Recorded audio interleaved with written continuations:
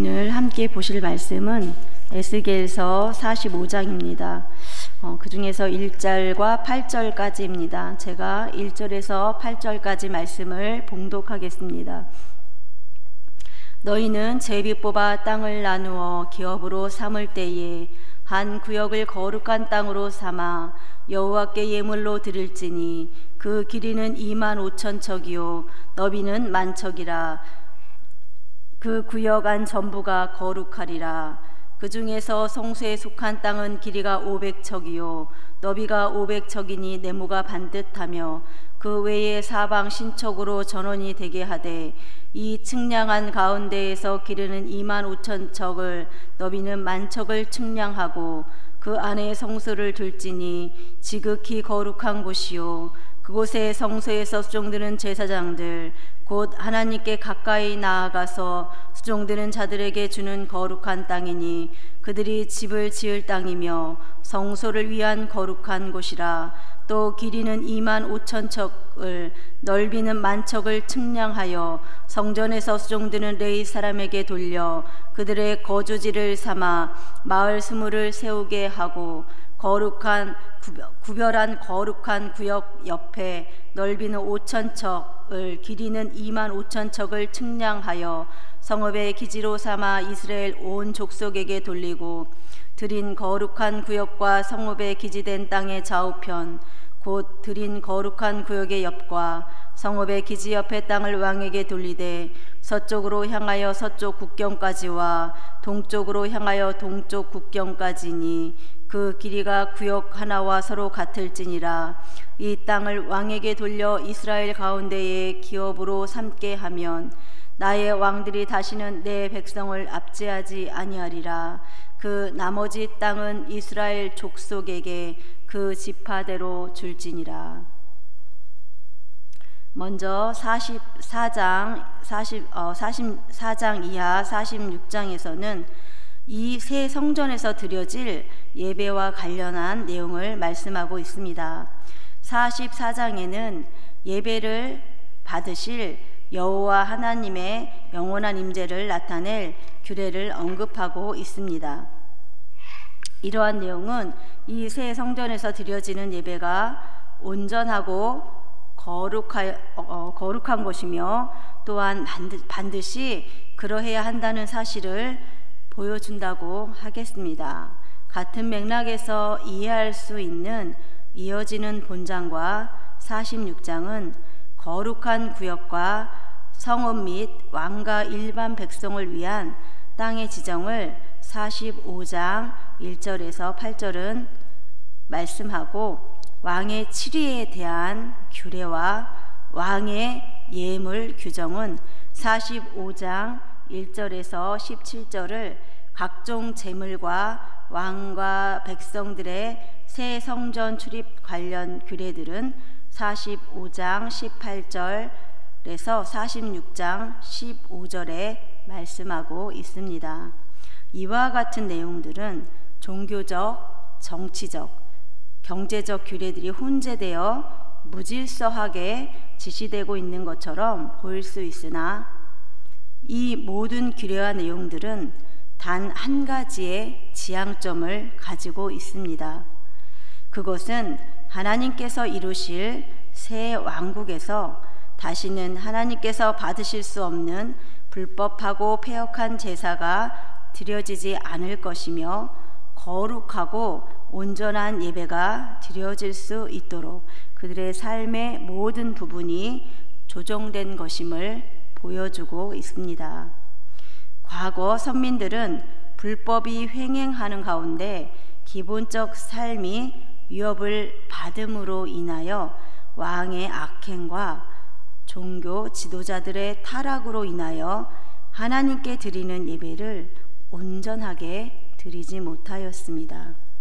그러나 새 왕국에서 드리는 그들의 삶은 예배와 하나님께서 정하신 절기를 중심으로 한 삶이 될 것이며 온전한 예배를 드릴 수 있도록 그들의 삶이 보장될 것입니다. 이러한 맥락에서 이해할 수 있는 본절 이하 8절의 내용 중에서 1절과 6절은 거룩한 구역과 성읍을 지정으로 내용하고 있는 7절, 8절은 왕과 일반 백성을 위한 내용으로 하고 있습니다. 먼저 1절과 5절을 중심으로 생각해 보겠습니다. 본문에 의하면 회복되어 이스라엘 백성들이 새 땅을 제비 뽑아 나눌 때에 맨 먼저 한 구역을 거룩한 땅으로 삼아 하나님께 예물로 드려야 한다는 사실을 말씀하고 있습니다. 여기서 거룩한 구역은 48장의 기록에 의하면 새 땅의 중앙에 위치하였는데 그 길이가 동서로 25,000척, 너비가 남북으로 20,000척이었습니다. 또 이 거룩한 구역은 동일 크기로 하여 남북으로 양분되었는데 그중 남쪽의 땅은 성전 부지와 성전에서 심무하는 제사장을 위한 땅이었습니다. 그리고 거룩한 구역의 북쪽은 성전에서 수종드는 레위인의 기업으로 주어졌습니다. 그렇다면 하나님은 왜 선민에게 기업으로 주어질 새 땅에서 그것도 새 땅의 중앙 부분을 거룩한 구역으로 구별하여 먼저 하나님께 예물로 드리게 하신 것일까요? 그것은 바로 선민에게 기업으로 주어질 새 땅의 근본 소유주가 하나님이심을 인정하게 하기 위한 것이었습니다. 출애굽한 이스라엘 백성들은 주어진 가나안 땅의 근본 소유주가 이스라엘 백성이 아닌 하나님이신 것처럼 회복되어 선민에게 주어질 새 땅의 소유주가 하나님이심을 인정하게 하기 위한 것이었습니다. 신명기 10장 14절에서 하늘과 모든 하늘의 하늘과 땅과 그 위의 만물은 본래 내 하나님 여호와께 속한 것이로되라고 말씀하고 있습니다. 과거 가나안을 기업으로 받은 이스라엘 백성들이 멸절당한 이유는 그 땅의 소유주가 하나님이시라는 사실을 점차 망각하는 데 있었습니다. 그리하여 그들의 하나님의 기업에서 살아가면서도 하나님의 은혜를 잊어버리고 감사하는 삶을 살지 않았습니다. 그로 말미암아 결국 이스라엘 백성들은 주어진 새 땅에서 추방당해야만 했습니다. 이는 회복된 선민들 역시도 염두에 두어야 할 말씀입니다. 그들 역시 새 땅의 근본 소유주가 하나님이심을 기억하지 않는다면 옛 이스라엘 백성들과 같은 운명에 이를 수 있습니다. 이에 하나님께서는 새 땅의 한 구역을 거룩한 땅으로 구별하여 하나님께 예물로 드리게 한 것입니다. 그리하여 그들로 그 땅의 근본 소유주가 하나님이심을 항상 기억하도록 하며 늘 하나님께 감사하며 하나님을 의지하는 삶을 살게 하신 것입니다.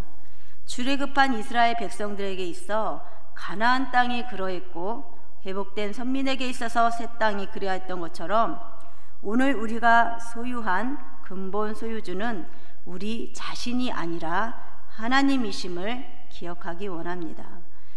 우리가 아무리 노력하고 수고하여 얻은 것이라 할지라도 근본적으로는 창조주이신 하나님의 것이요 하나님의 허락이 있었기에 우리가 소유할 수 있게 된 것을 잊어서는 안 될 것입니다.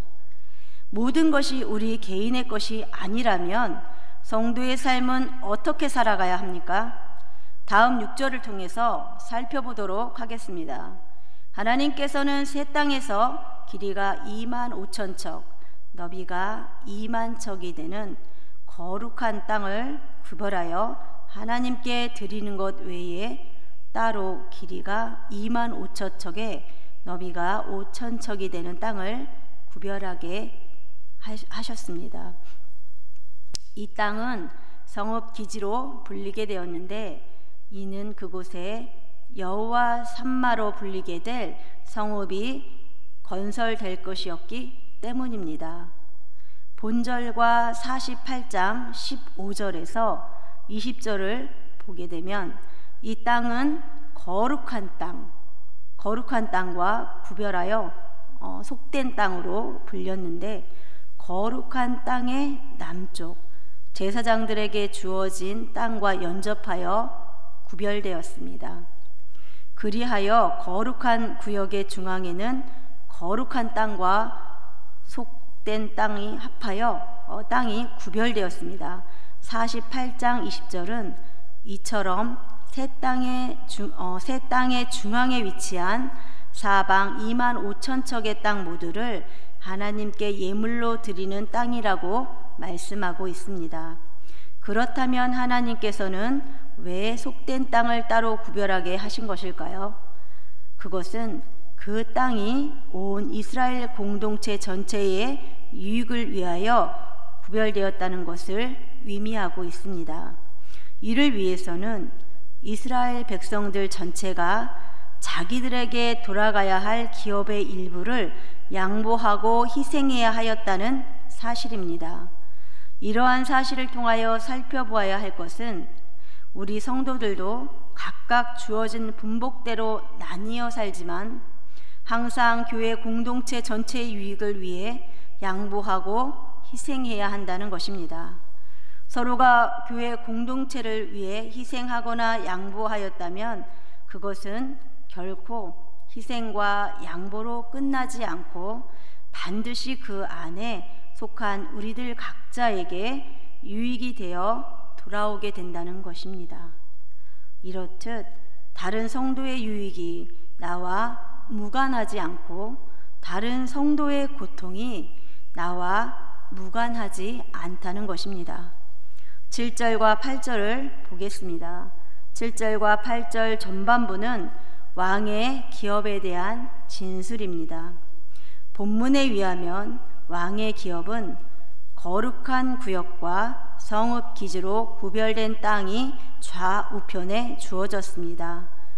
즉 왕의 기업으로는 서쪽으로는 거룩한 땅과 성읍 기지로부터 지중해에 이르기까지, 동쪽으로는 거룩한 땅과 성읍 기지로부터 요단강 또는 사해에 이르기까지 주어진 것입니다.